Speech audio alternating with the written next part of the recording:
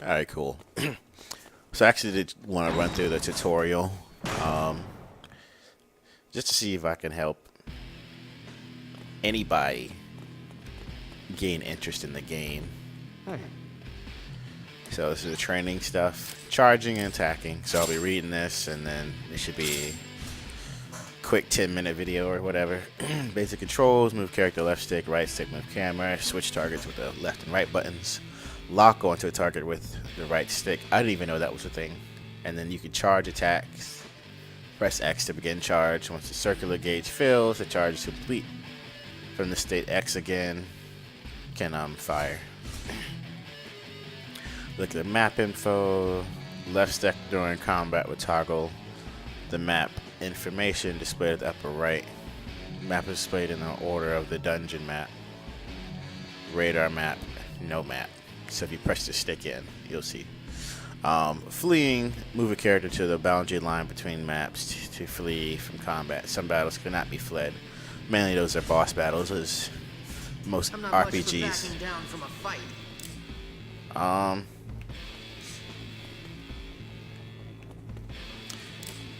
They don't really show it here. It's not like a good job. Above Zephyr, or right under Zephyr's name in the blue, that's supposed to be his order. So like his time remaining to move, take shots, all that good stuff. But it's indefinite here, which is like a really bad representation. Anyway, this is what charging does. That's what it looks like. And then you can shoot. This is much worse than doing the run. Eat some of this. See, when you do the run where they run straight across and they shoot at the same time, you get multiple chances to shoot. So I barely, Don't move a muscle. I almost never use this unless I know I can kill the enemy in that one shot.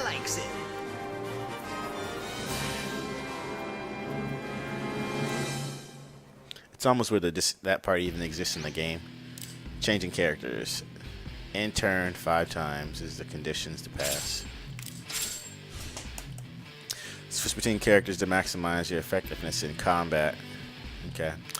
Action gauge. As a character takes action, the action gauge will be displayed in their status window. Moving and charging will both deplete that gauge. So you see there, Vastron, that blue gauge I was mentioning before, is filled up towards his level indicator. Switching characters. Character's turn ends when either the action gauge reaches 0 or they attack.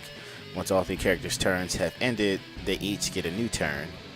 L1, R1 change characters. You can see Vashron's name is kind of darkened out, or his box is darkened out.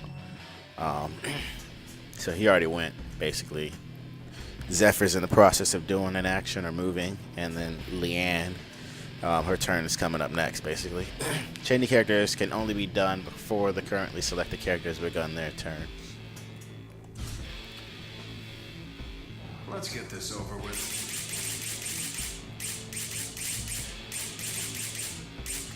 So they all have handguns for the sake of the tutorial, I guess. So I'm gonna move Vastron. You can see like his gauge move.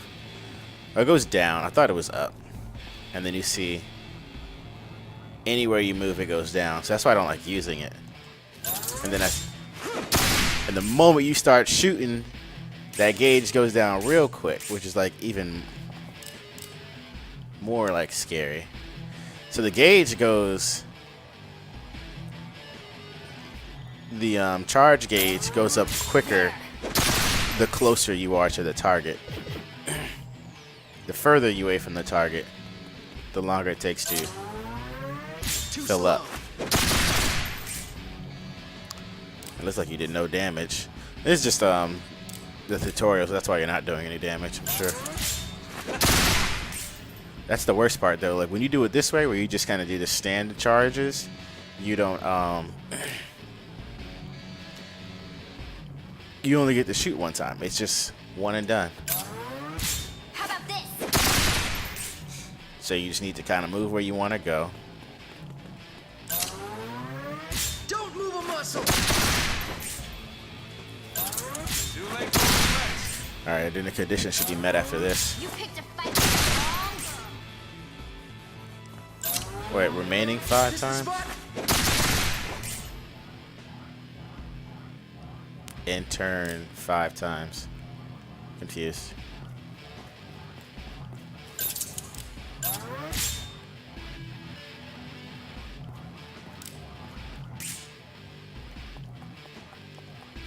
Confused what they mean by in turn. I'm pretty sure. Just press circle. I don't remember them saying to press circle to end the turn like that, but whatever. What's it like beyond this world?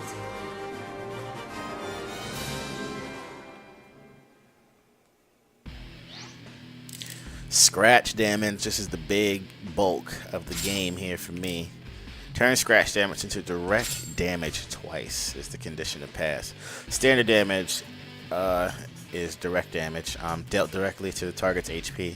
Scratch damage recovers with time and does not destroy the target when then reduced to 0, but becomes direct damage once direct damage is sustained. The greater the ratio of scratch damage to a target's remaining HP, the slower the scratch damage recovers. So the further down the scratch damage is, or the more scratch damage they have, the slower it recovers. So if it has a little bit, it'll recover kind of quickly. Direct damage is shown in red, scratch damage in blue. So you can see on the left side, scratch damage is at 50. If you add direct damage, then all that becomes, then the scratch damage turns to direct damage. This is why I always try to shoot with the submachine guns first, so I can land that scratch damage, and then throw in the other two to do the direct damage. And then usually I'll do that little triangle attack, and then I'll go back to the person that has the machine gun, have them start the barrage of attacks, so that the other two can land some more direct damage. The type of damage dealt is determined by the weapon used to attack. Direct damage, handguns, and thrown weapons. So handguns and grenades, or just grenades basically. And scratch damage is only machine guns. Such an interesting concept. So again, I'm gonna throw Vacheron out there. Have him attack first to this walking target. I'm not gonna even make them walk. I'm just gonna have them do this. Fill it one time. Okay, so there's scratch damage. One thing to note: the moment you start moving, the enemy, look at the top left. The moment you start moving, that stuff should start recovering. So you can see it's recovering now because I'm moving. But the moment I take fire, all that blue stuff is gone. Whatever works for you.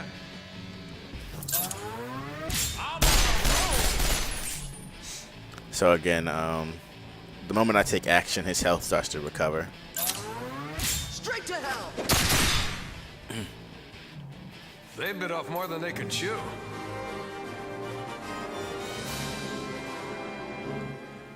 So crazy that the Japanese got the guns to work in RPG, and it's mainly straight guns. No swords, no physical attacks. It's just guns. It's awesome. You think that'd be more of a American thing? Alright, the hero gauge shows the character's current condition. The hero gauge, as long as at least one complete bezel remains, all damage sustained by the party is counted as scratched. When a character's scratch damage is reduced to 0, the hero gauge depletes and their HP is restored to full. Each bezel is equal to 1000 HP. Bezels are consumed until the character's scratch damage is fully restored. Consumed bezels shatter and are scattered around the area. Reducing an enemy's HP to 0 with direct damage will recover the hero gauge by 1 bezel. Alright, so this is probably the most confusing thing, or was the most confusing thing for me. So you got that little thing at the top, the hero gauge, which is those, I usually call them chips. The bezel is just pretty much the whole thing. Each one is a bezel, but it's filled by that orange thing there. And this is what allows you to do the triangle moves. Like if you don't have any of these, you can't do it at all. And things get really, really poor when you don't have any of these bezels filled up at all. You get into critical condition. That's when it's pretty much game over at that point. Anyway, yeah, with bezels, when the hero gauge is depleted to heal scratch damage, the used bezels shatter and scatter across the area. Collecting the scattered shards will restore the bezel for use again. Resting at the base or an energy station will also recover the hero gauge completely. I don't remember, but I feel like beating a state or beating a fight or winning a fight recovers at least one, but I'm not too sure. Okay, so critical condition. When the hero gauge is empty, the party enters critical condition. Attack power is greatly diminished, and every attack sustained shatters one bezel. Damage taken then becomes direct damage, possibly leading to a game over, so be careful.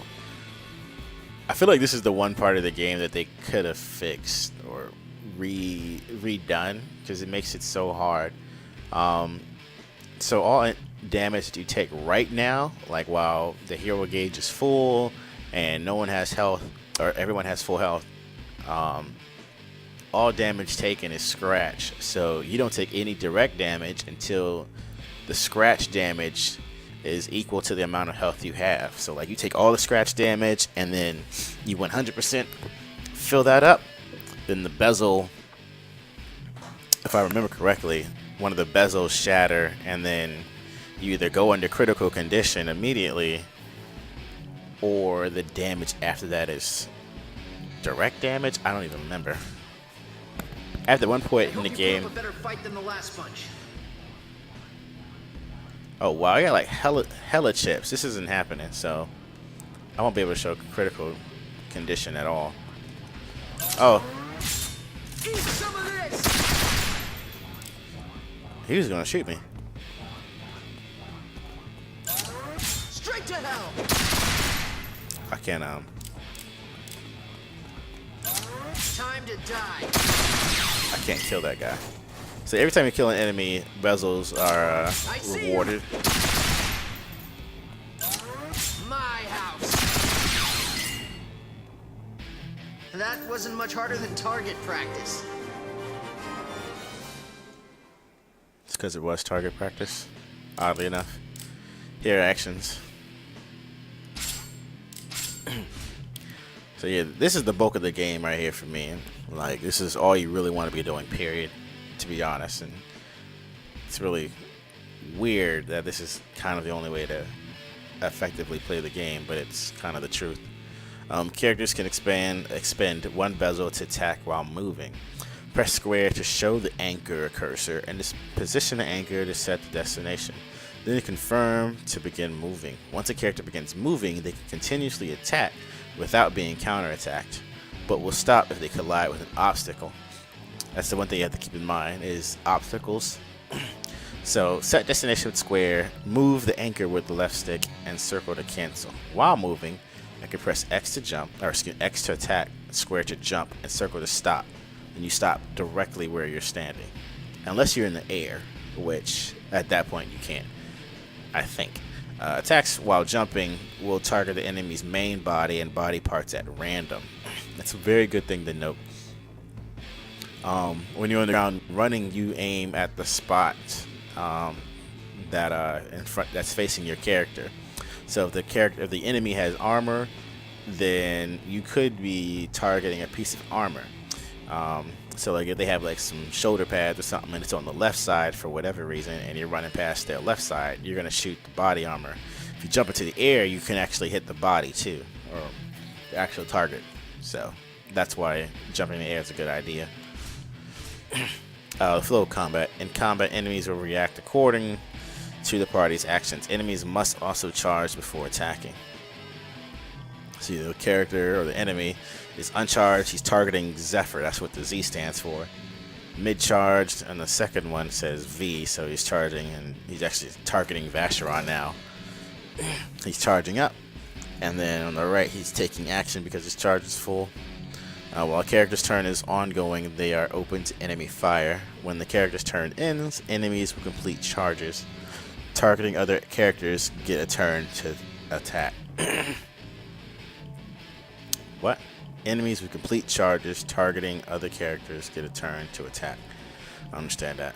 Advance through combat by using hero actions while paying attention to the enemy's condition, other party members' positions, and state of the hero gauge. I like it when it gets messy. Square button. Okay. This is the main thing. Attack with the hero action 5 times. So you can shoot as much as possible.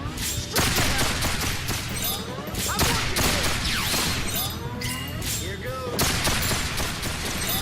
Time This is the best way to too slow. to do damage. You start off running, you stay on the ground. Squish. You stay on the ground, you just go in running, and you do as much damage as you can while running. This works as long as the enemy doesn't have armor. You just go in running, you do all the damage you can, and then once the enemy takes off into the air, you jump in the air, and you can potentially do a smackdown. That's if they launch into the air. It doesn't always happen. It happens a lot, but it doesn't always happen. Then you jump into the air towards the end of the running so that you can get some more shots in and do any extra damage you need to do to other enemies. Under certain conditions, all 3 characters can join in a combo attack. There isn't really much certain conditions. It's resonance points. So yeah, resonance points. Running between the other 2 characters during a hero action will earn 1 resonance point. Any other action will result in the loss of 1 or more resonance points.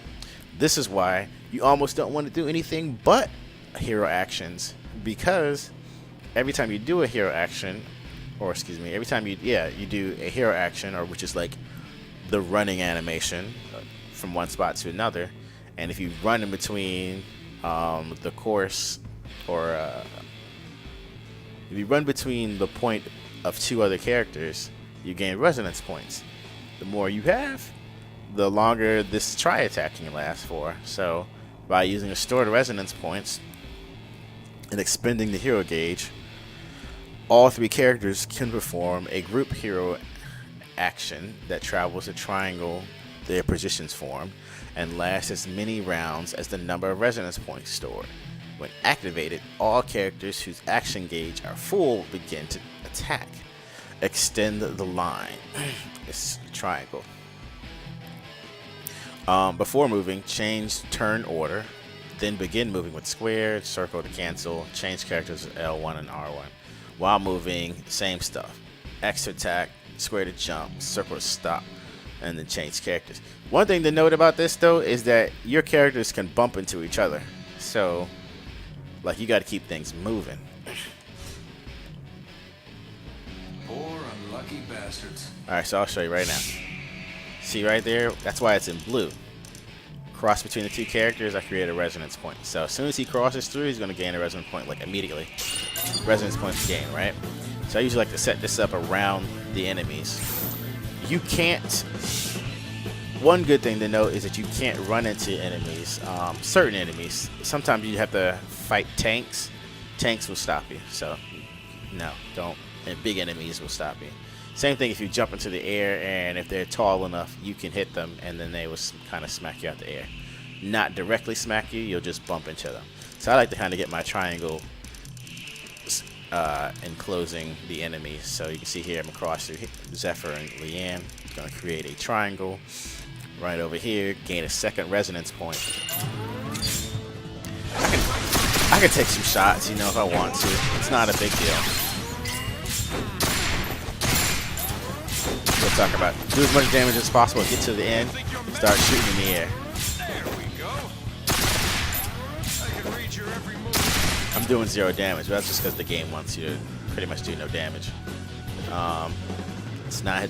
Now it's time. So Leanne's the only one that can actually move right now. But if I hit triangle, Now I can do the try attack, and then I can actually go back to my person with the SMG, see which way I want to go. If I want to go this way, I'm going to go to the left because that makes more sense. Why does it make more sense? Because the enemy that I'm aiming for is right there, so the charge is going to go back quicker that way. If I go the other way, I'm going to be going away from the enemy, so the charge will go slower. But I'm only going to be able to shoot him one time anyway, so it's not a big deal. So I'm going to go ahead and get this thing popping. Straight to hell! So again, what the game said is the person that has full charge gets to attack. So if someone doesn't have full charge, then You think they learned their lesson? no one's gonna act. But if someone has full charge twice before another character, then that one character gets to act twice before the next one does. So that's how that works. Switching weapons. Press L2, R2 to switch the current weapon. Kind of forgot that was a thing. Dual wielding. By equipping 2 handguns or machine guns, a character can attack with both weapons at once. So attacking barehanded, that is a thing I kind of forgot. Select an empty equipment slot in combat to perform a barehanded attack. Barehanded attacks play a largely secondary role in combat. I hope you put up a better fight than the last bunch. So he just has one gun now. If I press R2, I switch to the other. Not really my kind of weapon. I switch to the other one. If I press it again, Come on, don't jam on me now. now we got two shots. It's pretty simple. It's just as easy as it seems. You have 2 guns, you're gonna be doing double the damage. It's that simple.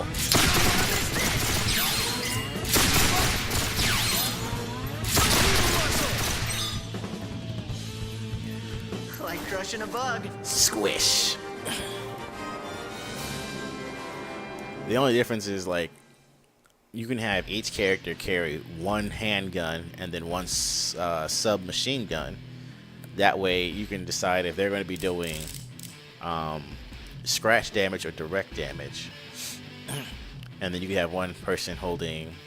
You can't dual wield a handgun and then a submachine gun at the same time. It has to be the same type of weapon. So it's one thing to keep in mind. Use items. Again, this is kind of like one of the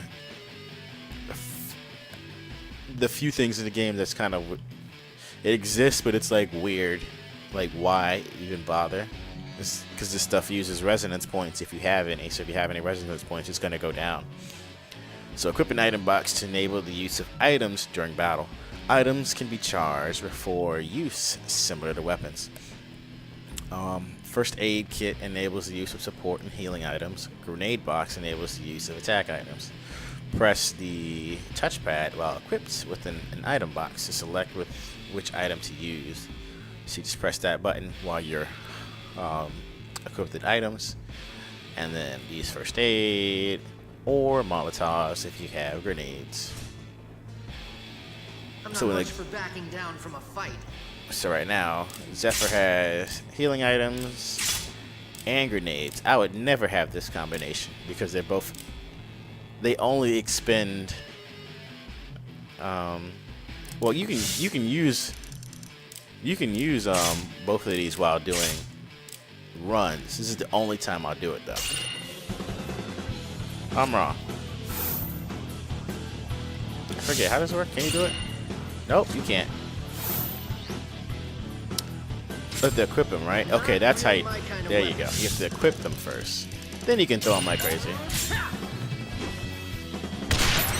feel like grenades can hit you too.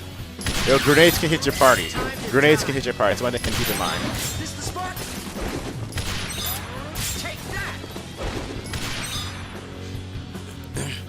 Just taking out the trash. His coat is all through his arm. I don't remember that being a thing in the normal version of this game, but it could have been. Magazine case. Attack using specialty rounds twice. Oh yeah. By equipping a gun in one hand and a magazine case to the other, character can fire specialty rounds. Specialty rounds cannot be fired if no gun is equipped, obviously. One specialty round is consumed per attack. Press the touchpad while equipped with the magazine case to select which specialty rounds to use. Physical, fire, ice, electricity, poison. If the element of the target matches an element to weakness in the target, the damage dealt increases. Elemental resistance can lessen, nullify, or even absorb damage of that element. Status ailments. There are 5 types of status ailments, each lasting for 15 seconds.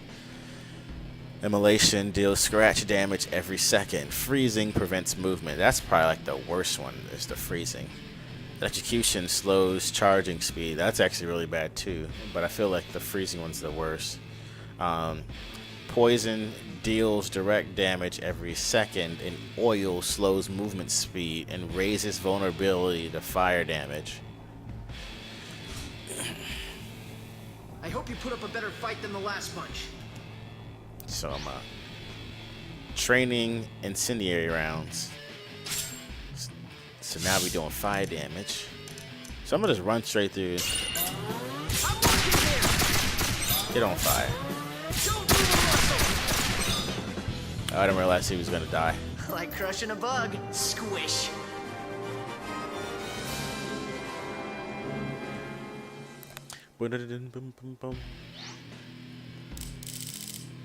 Body parts. Destroy 3 enemy body parts.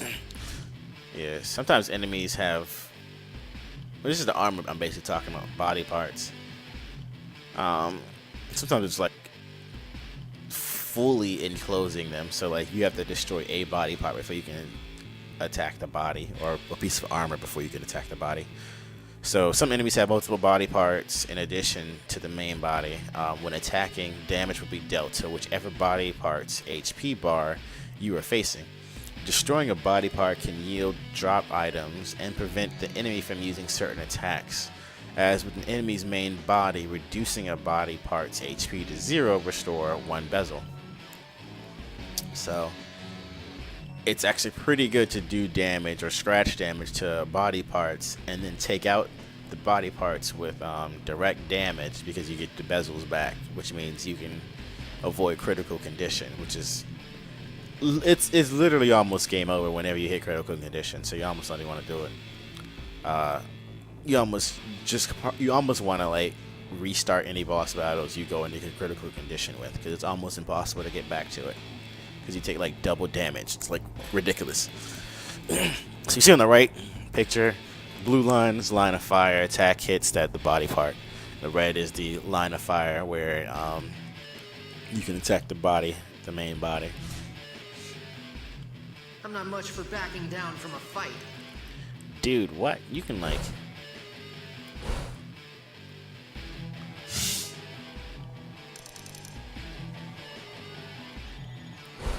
Oh, there you go. This is what I like to do. Kind of view this and kind of see. So here you can see that this enemy has, or both of them, they have body armor all the way around. So it doesn't even matter like where I take them on at. I'm gonna be doing body damage. So I'm only gonna attack this one, but if I jump in the air, random spots get hit. You can see them all kind of flash.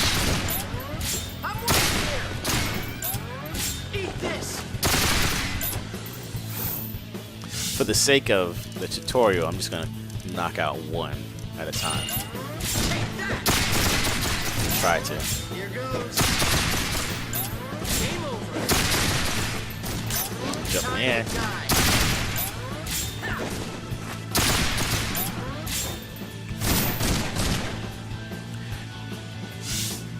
Should do it one more time.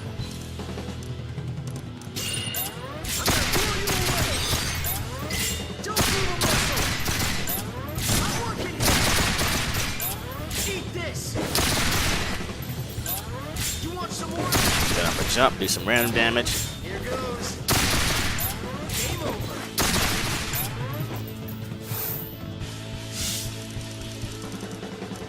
Bum, bum, bum, bum, bum.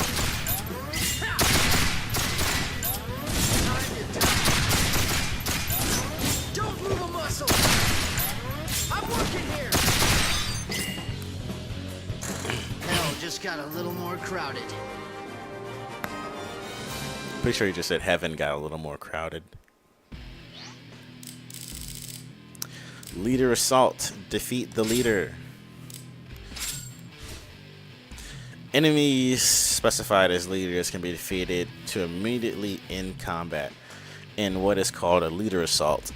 If other enemies still remain, there's a chance you will earn the drop items from their body parts as well. It's a chance.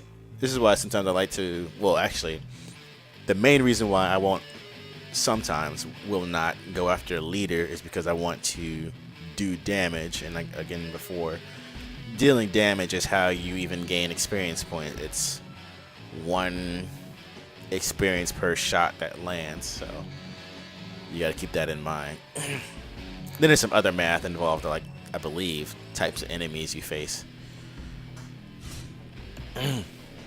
I'm not much for backing down from a fight. So I'm gonna keep doing. I'm just gonna run straight through. He gonna die ASAP.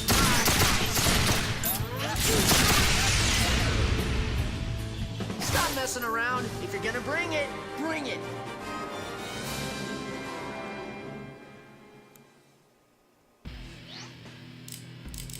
Bunkers attack from cover 3 times.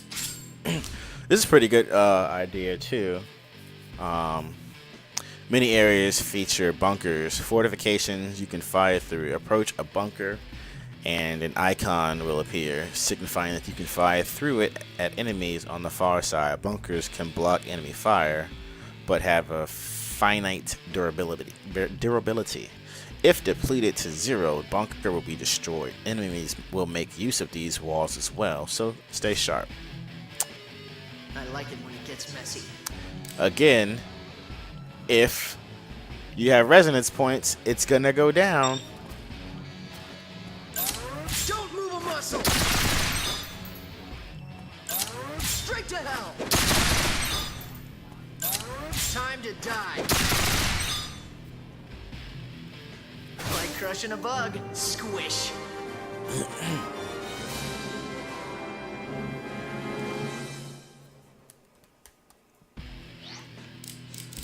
Gauge breaking. Perform a gauge break 3 times. There's also a good point of interest, I guess. When dealing direct damage to an enemy, there's a chance their HP gauge will break. Gauge break. This is actually very good stuff. Reducing a broken HP gauge with direct damage to the point at which it cracked will restore the hero gauge by 1 bezel. I don't know if that made any sense. So that's, you see at the top right, it's split in half. So you go on running with a normal handgun. You perform a gauge break, which is at random, but has a higher chance the higher your level is, or something like that. The gauge breaks, it gets split into half. You deplete the gauge to the second half, and you recover a bezel. So that's what they mean. I hope you put up a better fight than the last bunch. So I'm gonna equip 2 guns, increase my chances My kind of weapon. twofold. Gauge broken. You can gauge break numerous times too.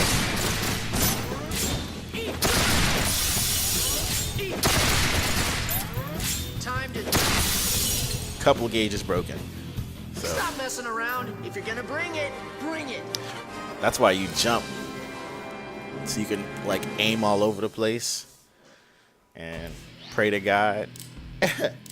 Multiple charges. Attack with multiple charges 3 times. Characters level up and learn skills in each weapon class individually based on usage. So they're saying the more you use a handgun and level up your handguns, the more charges you'll have under handguns, and the more skills you'll have related to handguns. The more you level up your machine guns, the more charges you'll have under the machine guns, the more skills you have in the machine guns. When charging, you can charge a number of times equal to the current level for that weapon. Skill effects are applied to the attack based on the number of charges. Skill effects can be viewed under skills on the menu screen. So you see he has 1 charge there, but this Vacheron is at level 10, so he can charge the gun up up to 10 times. The number of charges when attacking with each of the 3 weapon types, handguns, machine guns, and thrown weapons, yields the following effects. Handguns, gauge breaking ability. Machine guns, attack power up. And thrown weapons, knockback power up. Weapon effects are always applied in proportion to the number of charges. Skills, however, each have their own probability of being applied. Leveling up. Characters gain experience and level up in each weapon type independently. The sum of a character's levels in each of those weapon types is their overall level. Oh yeah, so if you have one handgun that's at level 1, one machine gun that's at level 1, and thrown weapons is at level 1, you're going to be at level 3 total. So experience points are earned by dealing damage to an enemy's main body or to the body part that is their weak spot. When dealing direct damage, experience is also granted for stored scratch damage that is converted.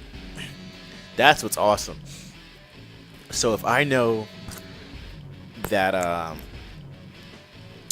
a character hasn't used any thrown weapons, they're at level 1, I'll throw in my machine gun character that has a high level. I'll have them do all this scratch damage, and then I'll send in the level 1 handgun or whatever, grenade or thrown weapons to go into action, take out those enemies, and he or she will gain all experience from that scratch damage plus the damage they dealt, and then the level ups just start going like that. Pick a target, kill, repeat. So here you can see I can switch between Not really my the 2, but I can't do weld Come on, don't submachine guns. Not So really my kind of weapon. this character is at level 15, but his submachine gun is at 5 levels. So you can see I get 5 charges right here. 1, 2. Straight to hell. I would have, but the action gauge was getting ready to deplete. But if I run, 1, 2, 3, 4, 5, easy.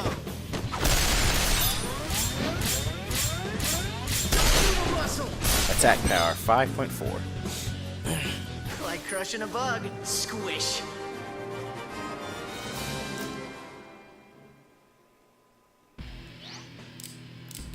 Bonus shots. Perform a bonus hit twice. Oh yeah, when they go up in the air. This is good stuff. When attacking from the ground, characters have a chance of knocking an enemy into the air based on the weapon used. When using a handgun or machine gun to attack an enemy in the air from the ground during a hero action, characters additionally have a chance of getting a bonus shot. Bonus shot cursor is that square or the ring, or the cursor is the anchor that's outside of the ring, and the bonus shot ring is obviously the circle, and then the time limit, the 119 there. Press X to stop the cursor within the yellow portion of the ring to earn a bonus shot.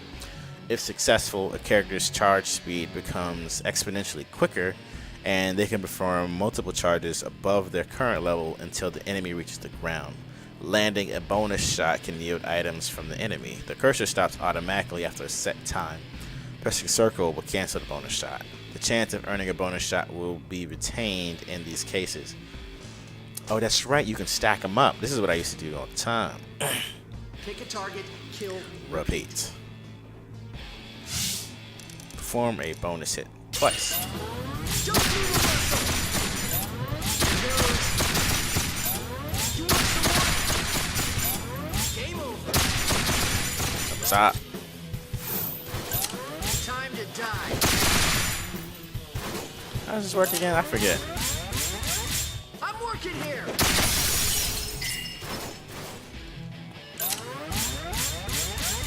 You're gonna swim in your own blood. See, it is like I thought. I have to do the... You can combine this to this in a turn. So, like, if you don't like your position, you can get somewhere there and then do what you really want to do. Eat this. Take that. I'm gonna blow you away. Ha! Here goes. I guess the bonus shot, yeah, happens at random, so it didn't happen. Yeah, while you're running. Game over. Time to. I think you're enjoying this. I'm working here.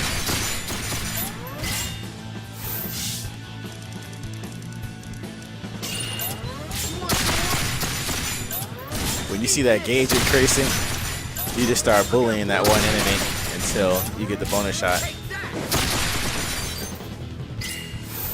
Oops.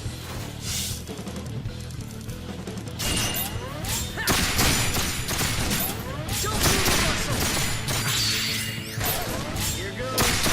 Close. Oh, he didn't,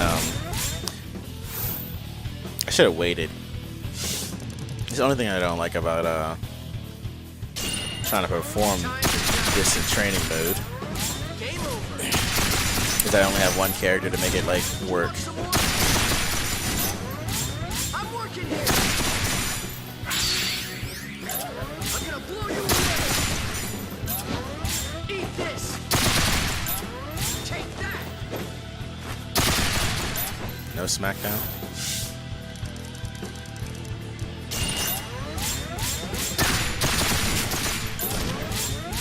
Here goes. Time to die.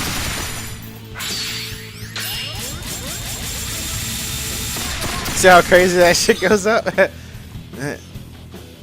wasn't a battle. That was assisted suicide.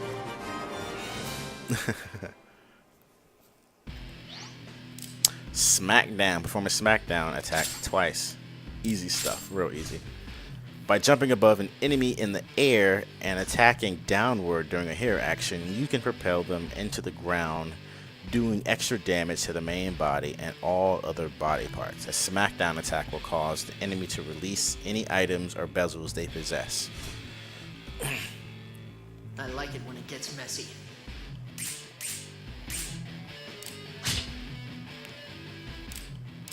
So you see he has a knife on him instead.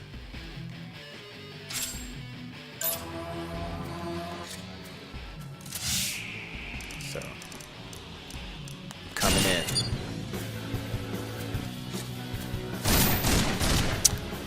Whatever. I need to see this. I need to see this handgun attack. Eat some of this. So yeah, this is something I will never do. So anyway, we're doing Smackdowns. You want some of this? Too late for regrets. 1, Who do you think you're 2. messing with? No, it doesn't work that way.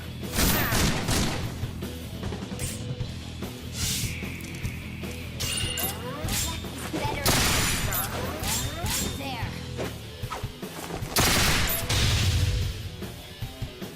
You guys really know what you're doing. Boom, boom, boom. Cool. And so ends the tutorial. Back to the main story. And there you have it.